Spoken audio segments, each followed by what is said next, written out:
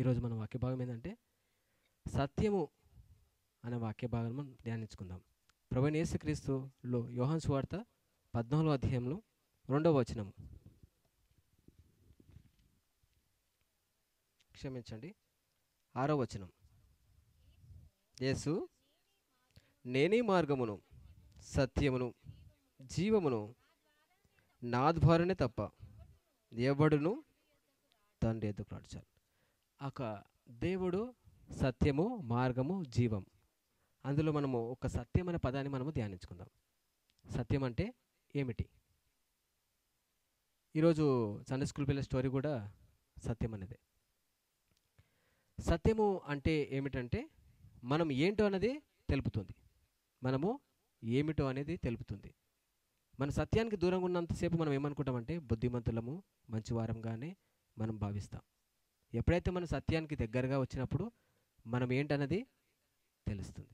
ఎలా ఉంటుందంటే, వ్యభిచారం మందు పట్టబడిన ఒక స్త్రీని ప్రభు యొద్దకు తీసుకొస్తారు. తీసుకొచ్చిన వారు పరిసయ్యులు.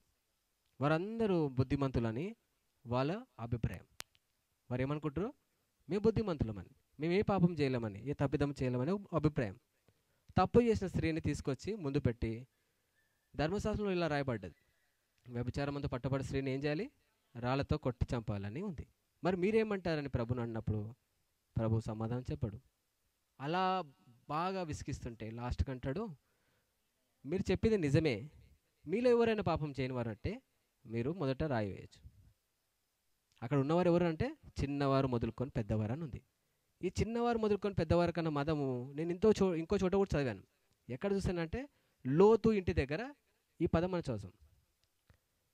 లోతు ఇంటిలోకి ఇద్దరు దేవదూతలు వచ్చినప్పుడు అక్కడ ఉన్న ఇంటి బయట ఉన్న వాళ్ళందరూ చిన్నవారు మొదలుకొని పెద్దవారు అందరూ కూడి ఉంటారు అక్కడ, ఆ పాపం చేయడానికని. నేను ఈ పదం చదివిన. ఇప్పుడు ఇక్కడ ఉన్నవారందరూ దేవుని వాక్యం తెలిసిన వారే. ఏం చేద్దామనుకున్నారు? శిక్షించామని.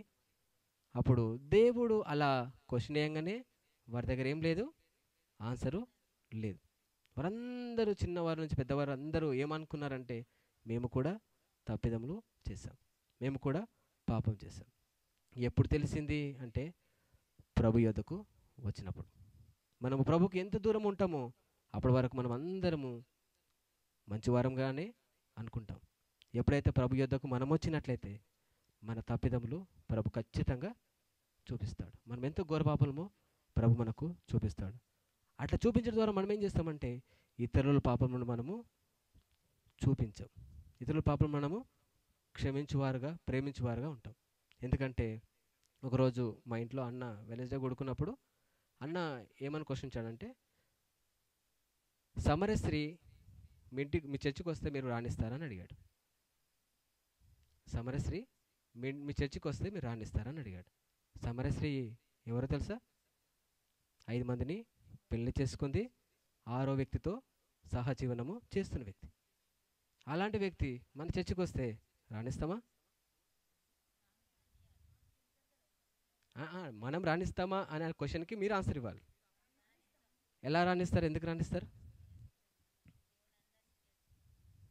ఓకే, అట్లానా? సరే, నా వరకు వచ్చింది ఆ క్వశ్చన్. నా వరకు క్వశ్చన్ వచ్చిందన్నమాట. నా క్వశ్చన్ రాగానే బండి మరి నువ్వు రాణిస్తావా అని అడిగాను. నేను అప్పుడు అన్నాను రాణిస్తానన్నా. ఎందుకు రాణిస్తా అంటే దేవుడు నాకు నేర్పిస్తాడు. ఏమని నేర్పిస్తాడు అంటే నేను ఎంత ఘోర పాపినో నాకు చూపిస్తాడు. బైబిల్ స్పష్టంగా చెప్తుంది, ఏ స్త్రీనైనా మోహం చూపుతో చూసినప్పుడు అదే క్షణము పాపం చేసిన వాడతాడు. అలాంటివి నేను ఎన్నో చేశాను. ఆ స్త్రీ లెక్క ఎంత ఉంది? 6 ఉంది. ఆ స్త్రీ ఎంత ఉంది లెక్క? నా లెక్క చాలా ఎక్కువ ఉంది.